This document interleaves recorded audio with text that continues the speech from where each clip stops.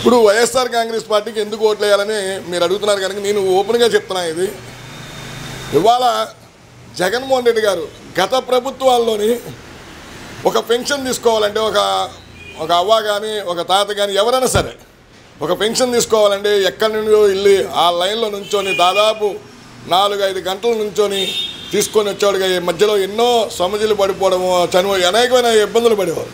ఈరోజు జగన్మోహన్ రెడ్డి గారు వచ్చిన తర్వాత నేరుగా సచివాలయ వ్యవస్థ ద్వారా తెల్లవారుజామున 5 గంటల తలుపు కొట్టి అవాతాతకి డబ్బులు అందిస్తూ ఎంతో సుఖ సంతోషం. అలాగే ఆ మహిళలకి ఇవాళ ఈ యొక్క రాష్ట్రంలో ఎప్పుడు ఏ ఇండియాలోని ఏ రాష్ట్రం కూడా చేయలేనటువంటి విధంగా 30,000 మందికి మహిళలకి ఇవాళ సొంత ఇల్లు కళని నెరవేర్చినటువంటి ఘనత వైఎస్ జగన్మోహన్ రెడ్డి గారు. అందుకని ఈరోజు మహిళలందరూ కూడా ముక్త కంఠంతో మా జగనన్నని మరీ ముఖ్యమంత్రి చేసి మా యొక్క మహిళల యొక్క భద్రతను పెంచుకొని మహిళల యొక్క ఆశయాన్ని నెరవేర్చేయడానికి ఎవరన్నా ఉన్నారు అంటే అది ఒక జగన్మోహన్ రెడ్డి అని చెప్పి వాళ్ళ మహిళలు నమ్ముతున్నారు కనుక కంపల్సరీగా ఇవాళ వైఎస్ఆర్ కాంగ్రెస్ పార్టీకి ఓటేస్తారని చెప్పి మీ మీడియా ద్వారా తెలియజేస్తున్నాను.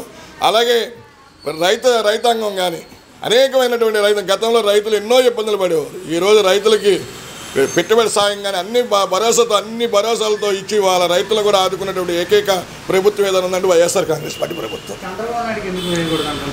చంద్రబాబు నాయుడు గారు నిరంతరం మోసాలతో మాట్లాడే తప్ప ఎక్కడ కూడా ఇప్పుడు గత ప్రభుత్వంలో మీరు చూస్తుంటారు హామీలు ఇచ్చారు. ఏ హామీని నెరవేర్చారు ప్రజలందరూ గమనించే కదా. మరి 150 సీట్లు ఇచ్చారు. ఈరోజు కూడా ప్రజలు ఏదైతే 150 సీట్లు ఇచ్చి జగన్మోహన్ రెడ్డి గారు ముఖ్యమంత్రి కూర్చోబెట్టారో అప్పటి నుండి ప్రజలకు అందుబాటులో ఉంటూ ప్రజలకు ఏదైతే కావాలి అవన్నీ సంక్షేమాలను అందిస్తూ ప్రజలకు ఎటువంటి ఇబ్బంది కలగకుండా ఈరోజు చేస్తున్నారు కనుక ఇవాళ జగన్మోహన్ రెడ్డి గారిని చంద్రబాబు గారిని రెండూ బేరీ చేసుకొని ఇవాళ ప్రజలందరూ కూడా గమనిస్తున్నారు. అందుకని చంద్రబాబు నాయుడు గారు మోసపూరితమైన హామీలు ఇస్తుంటారు. జగన్మోహన్ రెడ్డి గారు చేసిందే చెప్తారనేది ఒక ప్రజల్లో ఒక నమ్మకం విశ్వాసం కలిగింది కనుక ఇవాళ జగన్మోహన్ రెడ్డి గారికి పట్టం కట్టడానికి చంద్రబాబు నాయుడుకి ఓటైపోవడానికి కారణం ఇదే.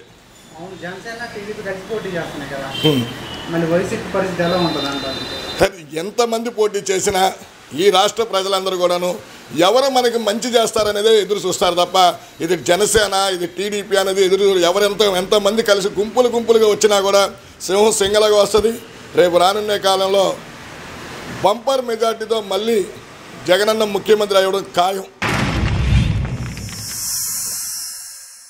Like and subscribe Eagle Media Works.